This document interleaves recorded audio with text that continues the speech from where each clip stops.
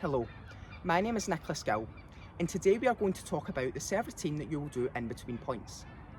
Serving is a huge part of tennis, and that's why it's important to be both mentally and physically prepared to hit each serve and play out the point.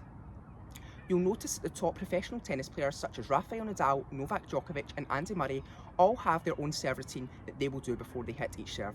This could be something like bouncing the ball a certain amount of times. It may be that they hold the ball in a certain position next to the racket.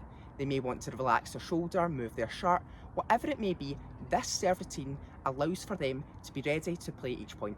And it's important that each player has a reliable and consistent serve routine that they are able to use for each point. I would advise that when players are going to hit a serve, that whilst they're approaching the baseline, they take in deep breaths, and that they may also want to repeat a certain phrase to themselves. Something as simple as "I've got this" can allow a player to mentally move on from the last point, whether they lost the point or not. You may also want to bounce the ball a certain amount of times. For me, I usually bounce the ball 3 or 4 times. And one other thing I would advise doing is looking up over the net to see where your opponent is standing to decide where you want to hit the next serve. All of those steps will allow for you to be both mentally and physically prepared to hit a serve and play out every point. For me, my own serve routine would look something like this.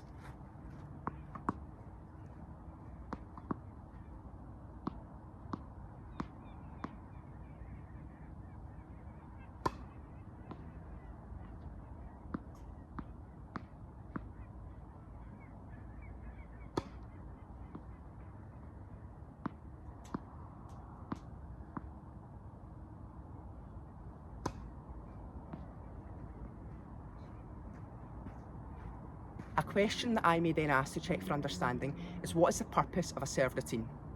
To which the answer would be to allow a player to be both mentally and physically ready.